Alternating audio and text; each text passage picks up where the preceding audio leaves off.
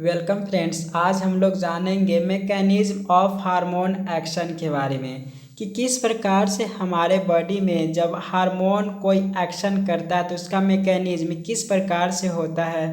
तो वही चीज़ के बारे में हम इस लेक्चर में जानेंगे। तो सबसे पहले देख लेते इसके बारे में कि human hormones produce their effects on target tissue. Hormone produce तो बहुत सारे पार्ट से हमारे बॉडी के पार्ट है उससे प्रोड्यूस होते हैं और उसी का इफेक्ट केवल टारगेट टिश्यू पर पड़ता है। जैसे हमारे देख सकते हैं टेस्टिस के द्वारा जो प्रोड्यूस होता है तो उसका तो बहुत सारे टारगेट टिश्यू होता है, वो सभी जगह पर उसका इफेक्ट पड़ता है। तो वही एक टारगेट टिश्यू पर इफेक्ट पड़ता है by binding to a specific protein called hormone receptor. उसको हार्मोन रिसेप्टर कहते हैं जो कि टारगेट टिश्यू पर वह आता है। जैसे यहीं पर देख सकते हैं कि यहाँ पर एग्जाम्पल लगाया हुआ है। इस डायग्राम को एक बार देख ले तो उसके बाद आगे जानेंगे तो अच्छा होगा। तो सबसे पहले ये हार्मोन्स सिक्रीट होता है। यहाँ एग्जाम्पल के लिए फॉलिक्यूलर स्टिमुलेटिंग हार्मोन यह सिक्रीट होता है और यह जाता है इसका देखेंगे तो टारगेट टिश्यू होता है ओवेरियन सेल मेम्ब्रेन।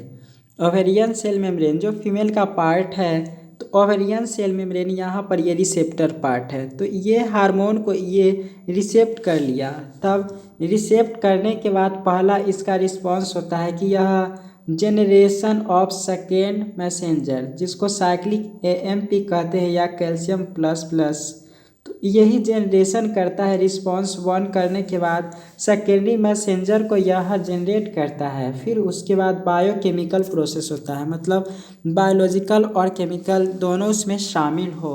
तब बायोकेमिकल रिस्पॉन्स होने के बाद यही फिजियोलॉजिकल रिस्पॉन्स आता है जिसके कारण देखेंगे तो ओवेरियन ग्रोथ होने लगता है। तो किस प्रकार से ये नॉर्मली यहाँ पर देखेंगे तो इसी से नॉर्मली आ जाए। इसी को यहाँ पर थ्योरी से लिखा हुआ है कि ये जो हार्मोन है यह सिक्रीट होता है एक पार्टिकुलर ऑर्गन से, और यही पार्टिकुलर ऑर्गन से जो सिक्रीट होता है तो यह पार्टिकुलर रिसेप्टर पर जो टिश्यू होते हैं पार्टिकुलर टिश्यू उस पर वह रिसेप्ट होता है।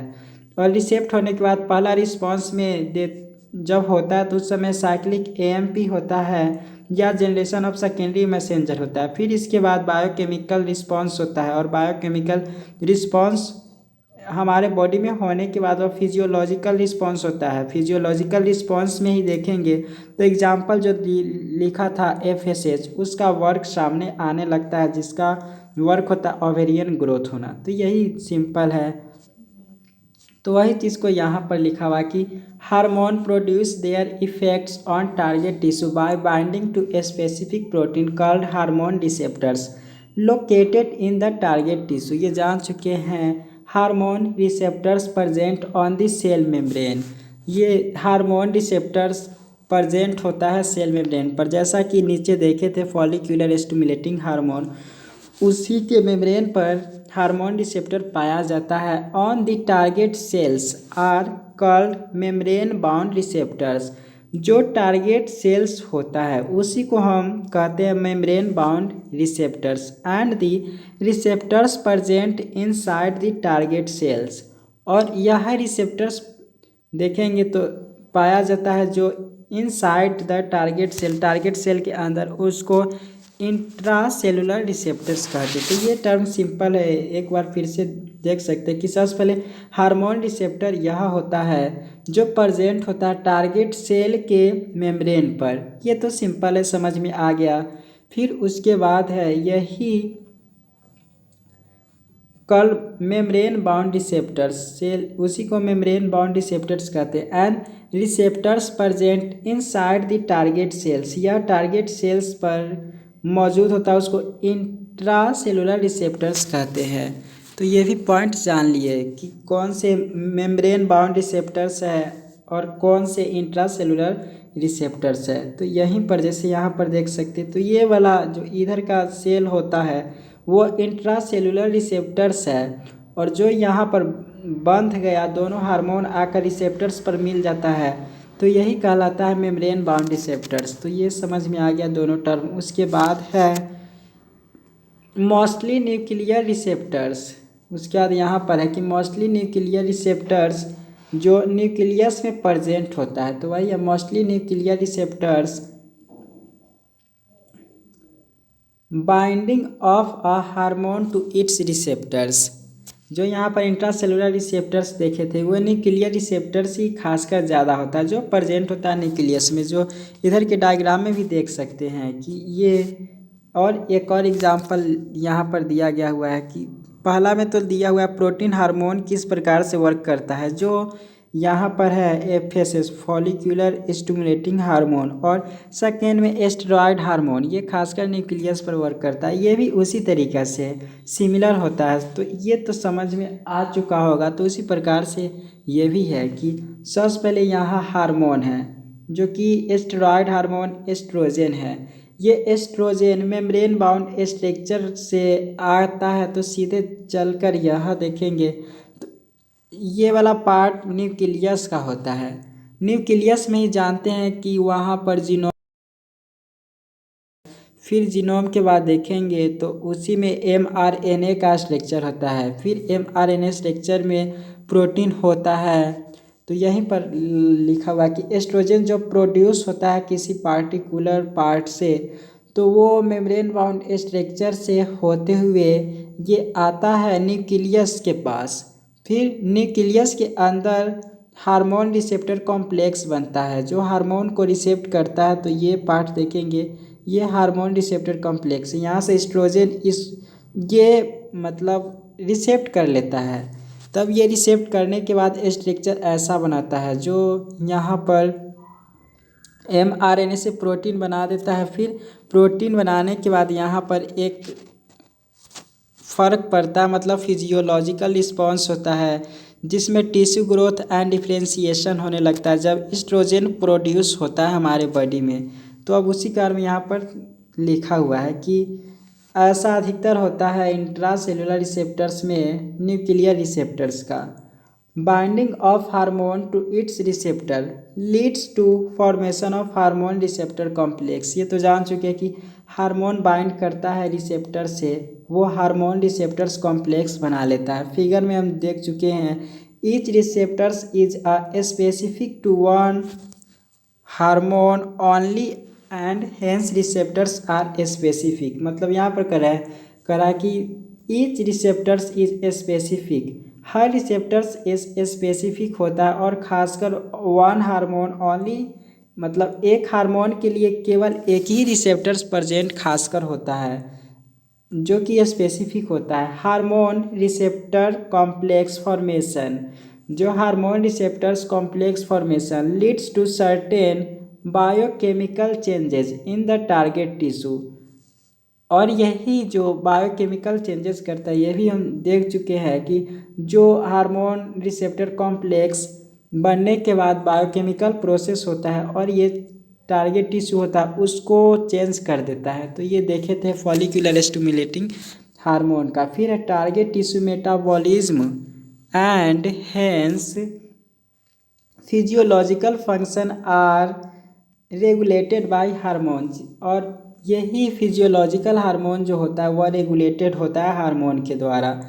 On the basis of their chemical nature hormone can be divided into groups, और अलग अलग केमिकल के नेचर के आधार पर हार्मोन को अलग अलग यहाँ पर ग्रुप में बांटा गया हुआ है। तो यहाँ तक तो समझने में दिक्कत नहीं हुआ कि सबसे पहले कोई हार्मोन है, वो हार्मोन किसी पार्टिकुलर ऑर्गन से रिलीज होता है और वह किसी मेम्ब्रेन बाउंड पर वह आकर हार्मोनल रिसेप्टर कॉम्प्लेक्स बनाता है। फिर वह जाने के बाद रिस्पॉन्स वन में साइक्लिक एएमपी होता है।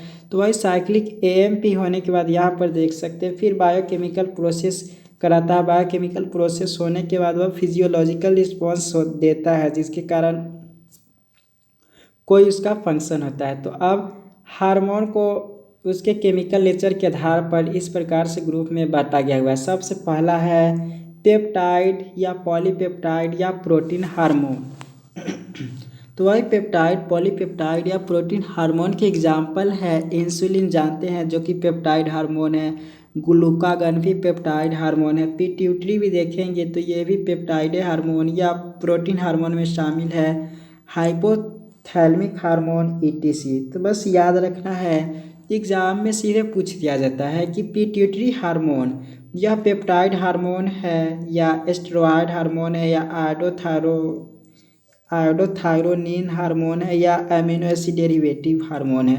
तो ये सिंपल याद होना चाहिए कि ये पॉलीपेप्टाइड प्रोटीन हार्मोन के कौन से एग्जाम्पल है। तो insulin, glucagon, pituitary hormone, hypothalamic hormone, ये सभी है। उसके बाद है स्टेरॉइड्स हार्मोन, एग्जाम्पल जैसे है cortisol, testosterone, estradiol and progesterone. तो ये सभी स्टेरॉइड्स हार्मोन है। स्टेरॉइड हार्मोन का एग्जांपल देख ली, cortisol, testosterone, estradiol and progesterone. उसके बाद है आयोडोथायरोनिन्स आयोडोथायरोनिन केमिकल नेचर के आधार पर थायरॉयड हार्मोन केवल है। तो ये देख ली। उसके बाद है अमीनो एसिड डेरिवेटिव्स हार्मोन में आता है इपिनेफ्रिन। तो केमिकल नेचर के आधार पर हार्मोन को ये सभी ग्रुप में शामिल किया गया हुआ है। पेप्टाइड, पॉलीपेप्टाइड प्रोटीन हार्मोन देख लिए, स्टेरॉइड्स हार्मोन देख लिए, आयोडोथायरोनिन्स हार्मोन देख लिए, अमीनो एसिड डेरिवेटिव्स हार्मोन देख लिए। उसके बाद है hormone which interact with membrane bound receptors. तो वही है कि hormone which interact with membrane bound receptors normally do not enter the target cells. वो कभी कभी टारगेट सेल्स पर नहीं जाता है, तो वही लिखा हुआ है। बट जनरेट सेकेंड मैसेंजर, जो कि सेकेंड मैसेंजर को वह बना देता है। जैसे यहाँ पर देखे हैं कि ये डायरेक्ट टारगेट सेल नहीं किया, जो एस्ट्रोजन मतलब फॉलिकुलर स्टिमुलेटिंग हार्मोन जो रिलीज हुआ था वह डायरेक्ट ओवेरियन पर जाना चाहिए था, लेकिन वह वहाँ नहीं गया, बल्कि सबसे पहला ये रिसेप्टर्स पर जाता है जो कि ओवेरियन सेल मेम्ब्रेन है। तो वह रिस्पॉन्स 1 करने के बाद ये साइक्लिक एएमपी बना लेता है, मतलब साइक्लिक एएमपी होता है, डायरेक्ट वह टारगेट सेल के पास नहीं गया। तो उसी के बारे में यहाँ पर कह रहा है कि hormone which interact with membrane bound receptors normally do not enter the target cells but generate second messenger, जो कि सेकेंड मैसेंजर जनरेट कर देता है, जो कि पहले देखे जिसको साइक्लिक एएमपी कहते हैं या IP3 कहते हैं या कैल्शियम प्लस प्लस कहते हैं ETC। ये सभी सेकेंडरी मैसेंजर होते हैं। यही एएमपी हो गया या IP3 कैल्शियम आयन, ये आगे वह हार्मोन को ले जाने में मदद करते हैं। Which in turn regulate cellular metabolism, जो सेकेंडरी मैसेंजर की तरह वर्क करता है, यही जब जाता है तो वही रेगुलेट करने में मदद करता है सेलुलर मेटाबॉलिज्म को।